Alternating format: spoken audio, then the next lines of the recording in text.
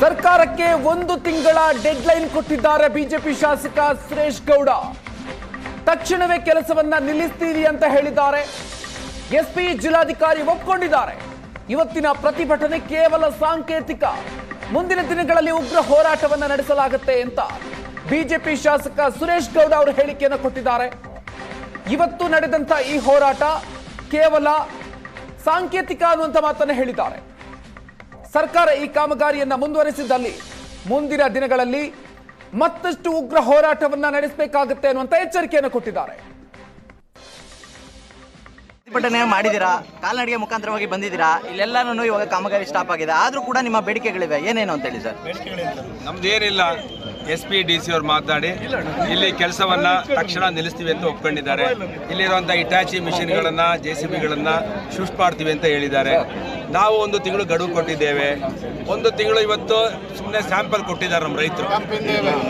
Solid ಆಗಿ ಒಂದೇ ಒಂದು ಕೂಗ್ಗೆ ಇಡೀ ತುಮಕೂರು ಜಿಲ್ಲೆಯಿಂದ ಎಲ್ಲ ರೈತರು ಬಂದು 144 ಸೆಕ್ಷನ್ನ ವೈಲೇಷನ್ ಮಾಡಿ ಪಾದಯಾತ್ರೆಯಲ್ಲಿ ಬಂದು ತಮ್ಮ ಆಕ್ರೋಶವನ್ನು ವ್ಯಕ್ತಪಡಿಸಿ ನಾಳೆವರೆಗೂ ಬಂದವ್ರು ನಾವೇ ಮುಚ್ತೀವಿ ಅಂತ.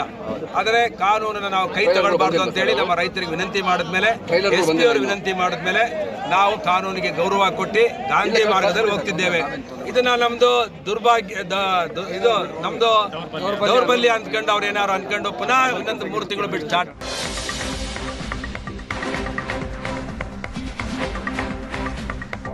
ಹೇಮಾವತಿ ನೀರಿನ ಹೋರಾಟದಲ್ಲೂ ಕೂಡ ರಾಜಕೀಯ ಶುರುವಾಗಿದೆ. ಹೇಮಾವತಿ ಲಿಂಕ್ ಕಾಮಗಾರಿ ಮುಂದುವರಿಯುತ್ತೆ.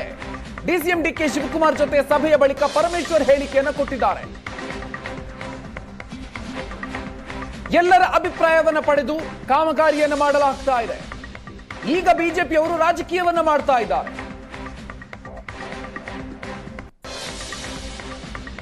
ಕಾಮಗಾರಿಯನ್ನು ಮುಂದುವರಿಸಲಾಗುತ್ತೆ ಅಂತ ಹೇಳಿದ್ದಾರೆ. ಹೇಮಾವತಿ ಲಿಂಕ್ ಕಾಮಗಾರಿ ಮುಂದುವರಿಯುತ್ತೆ ಅನ್ನುವಂತ ಮಾತನ್ನ ಗೃಹ ಸಚಿವರು ಹೇಳಿದ್ದಾರೆ. ಸುರೇಶ್ ಗೌಡ ಇದ್ರು, ಕೃಷ್ಣಪ್ಪ ಇದ್ರು, ಅವರೆಲ್ಲರೂ ಇದ್ರು. ಎಲ್ಲರ ಚರ್ಚೆ ಆದ ನಂತರ ನಾವು ತೀರ್ಮಾನ ಮಾಡಿದ್ದು, ಚರ್ಚೆಯಲ್ಲಿ ಒಂದು ಟೆಕ್ನಿಕಲ್ ಕಮಿಟಿಯನ್ನು ಮಾಡಬೇಕು, ಟೆಕ್ನಿಕಲ್ ಫೀಸಿಬಿಲಿಟಿ ತಗೊಂಡ ನಂತರ ನಾವು ತೀರ್ಮಾನ ಮಾಡ್ತೀವಿ ಅಂತೇಳಿ DCM ಅವರು ಅವರಿಗೆಲ್ಲರಿಗೂ ಹೇಳಿದರು. ಅದಾದ ಮೇಲೆ ಟೆಕ್ನಿಕಲ್ ಕಮಿಟಿ ಆಯಿತು, ಟೆಕ್ನಿಕಲ್ ಕಮಿಟಿ ರಿಪೋರ್ಟ್ ಬಂತು. ರಿಪೋರ್ಟ್ನಲ್ಲೂ ಕೂಡ ಇದನ್ನ ಮಾಡಬಹುದು ಅಂತ ಹೇಳಿ ಅವರು ಕೊಟ್ಟಿದ್ದಾರೆ. ಆ ಆಧಾರದ ಮೇಲೆ ಕೆಲಸ ಪ್ರಾರಂಭ ಮಾಡೋದಕ್ಕೆ ಶುರು ಮಾಡಿದ್ವಿ. ಈಗ ಅವರು ತಡೆಯೋದಕ್ಕೆ ಬಂದಿದ್ದಾರೆ. ಅದಕ್ಕಾಗಿ ಒಂದಿಷ್ಟು ಗಲಾಟೆಗಳು ಮತ್ತೊಂದು ಎಲ್ಲ ಆಗಿದೆ. ಅದನ್ನ ಕರೆದು ನಾವು ಅವರಿಗೆ ಮಾತಾಡಿ ಸರಿಪಡಿಸ್ತೀವಿ, ಅದನ್ನು ಮುಂದುವರಿಸ್ತೀವಿ. ಅಲ್ಲ, ಇದು ರಾಜಕೀಯನೇ ತಾನೇ, ಮತ್ತಿನ್ಯಾನಕ್ಕೆ ಮಾಡ್ತಾರೆ? ನಾವಲ್ಲಿ ಬೇರೆ ಯಾರಿಗೂ ತೊಂದರೆ ಆಗದಾಗೆ ಅದಕ್ಕೆ ರೆಗ್ಯುಲೇಟರ್ನ ಹಾಕಿ ಅದನ್ನ ನಾವು ಅವರಿಗೆ ಅಶ್ಯೂರೆನ್ಸ್ ಕೊಟ್ಟಿದ್ದೇವೆ. ಮಾನ್ಯ DCM ಅವರು ಅಶ್ಯೂರೆನ್ಸ್ ಕೊಟ್ಟಿದ್ದಾರೆ, ಇಲ್ಲಪ್ಪ ನಿಮ್ಗೆ ಯಾವುದು ತೊಂದರೆ ಆಗದಂಗೆ ಸ್ಕಾಡಾ ಹಾಕಿ ನಾವು ರೆಗ್ಯುಲೇಟ್ ಮಾಡ್ತೀವಿ ಅಂತಾನೂ ಕೂಡ ಹೇಳಿದ್ದಾರೆ. ಅಷ್ಟಾದ್ರೂ ಅವರು ಆ ರೀತಿ ಮಾಡ್ತಾರೆ ಅಂತ ಹೇಳಿದ್ರೆ ಅವ್ರ ಉದ್ದೇಶ ಏನಿದೆ ಅಂತ ನೀವೇ ಅರ್ಥ ಮಾಡ್ಕೊಳ್ಳಿ. ಸುರೇಶ್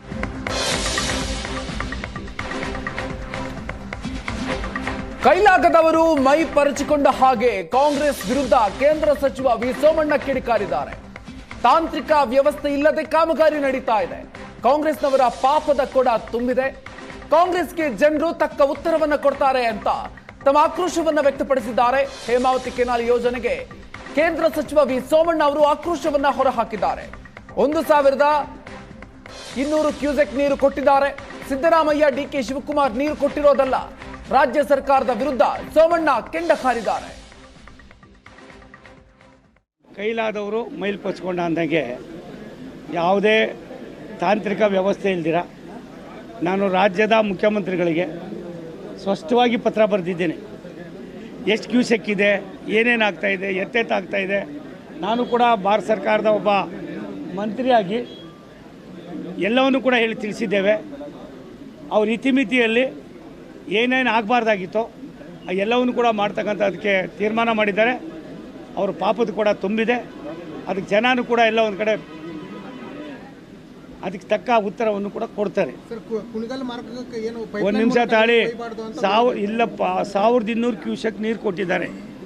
ಇವತ್ತು ಕೊಟ್ಟಿದ್ದಲ್ಲ, ಸಿದ್ದರಾಮಯ್ಯನವ್ರ ಸರ್ಕಾರ DK ಶಿವಕುಮಾರ್ ಕೊಟ್ಟಿದ್ದಲ್ಲ. ಹಿಂದೆ ಇದ್ದಂಥ ಕಾಲದಲ್ಲಿ ಯಾರು ಕೊಟ್ಟಿದ್ರು ಅನ್ನೋದಕ್ಕಿಂತ ಹೆಚ್ಚಾಗಿ 1288 ಕ್ಯೂಸೆಕ್ ನೀರು ಅಲಾಟ್ ಆಗಿತ್ತು. ಅದರಲ್ಲಿ 900 ಚಿಲ್ಲರೆ ನೀರನ್ನು ಗುಬ್ಬಿ, ತುರುವೇಕೆರೆ ತುಮಕೂರು ಗ್ರಾಮಾಂತರಕ್ಕೆ ಕುಡಿಯೋ ನೀರು ಮಾಡಿದರು. ಇನ್ನು 388 TMCಯನ್ನು ಇದು ಕ್ಯೂಸೆಕ್ಕನ್ನು ಕುಣಿಗಲ್ಗೆ ಕೊಟ್ಟಿದ್ದಾರೆ. ಮುಗ್ದೇ ಹೋಗಿದೆ. ಇವ್ರು ಹುನ್ನಾರ ಇದಲ್ಲ. ಇವ್ರು ಹುನ್ನಾರ ಮಾಗಡಿ, ರಾಮನಗರ, ಕನಕಪುರಕ್ಕೆ ತಗೊಂಡೋಗೋದಕ್ಕೆ ಇಲ್ಲೇನಿದೆ ನೀರು, ಆ ನೀರು ಏನಿದೆ 25 TMC ಏನೋ ಆಗ್ಬೋದು, ಅದೆಲ್ಲ ಸೇರಿ ಅಷ್ಟು ನೀರು ಈಗಾಗಲೇ ಅಲಾಟ್ಮೆಂಟ್ ಆಗಿ ಎಲ್ಲ ನೆಮ್ಮದಿಯಿಂದ ಇದ್ದಾರೆ. ಆ ನೆಮ್ಮದಿಯನ್ನು ಹಾಳು ಮಾಡ್ತಕ್ಕಂಥದ್ದಕ್ಕೆ ರಾಜಕೀಯ ವ್ಯವಸ್ಥೆಯನ್ನು ಎಲ್ಲ ಒಂದು ಕಡೆ ದುರುಪಯೋಗ ಪಡಿಸ್ಕೊಳ್ಳೋದಕ್ಕೆ, ಅಧಿಕಾರ ದುರುಪಯೋಗ ಪಡಿಸ್ಕೊಳ್ಳೋದಕ್ಕೆ ಇದು ಮಾಡ್ತಾ ಇದ್ದಾರೆ. ಇದು ಅವರಿಗೆ ಒಳ್ಳೆಯದಲ್ಲ. ಈಗಾಗಲೇ ಹೇಳಿದ್ದೀವಿ. ಒಂದು ಸತ್ಯ, ಯಾವುದೇ ಅಡೆತಡೆಗಳಿಲ್ಲದೆ ನೀವು ಮಾಡ್ತಾ ನಡವಳಿಕೆ ಏನಿದೆ, ಈ ನಡವಳಿಕೆ 2 ವರ್ಷ ಆದಲ್ಲಿ ನಿಮ್ಮ ಪಾಪದ ವ್ಯವಸ್ಥೆ ಏನಾಗ್ತಾ ಇದೆ, ತುಮಕೂರು ಜನ ಅಲ್ಲ, ಕುಡಿಯೋ ನೀರಲ್ಲಿ ಎಲ್ಲ ಒಂದು ಕಡೆ ರಾಜಕಾರಣ ಮಾಡಿ ಒಂದು ತಾಲೂಕನ್ನು ಮತ್ತೊಂದು ತಾಲೂಕಿಗೆ, ಒಂದು ಜಿಲ್ಲೆಯನ್ನು ಮತ್ತೊಂದು ಜಿಲ್ಲೆಗೆ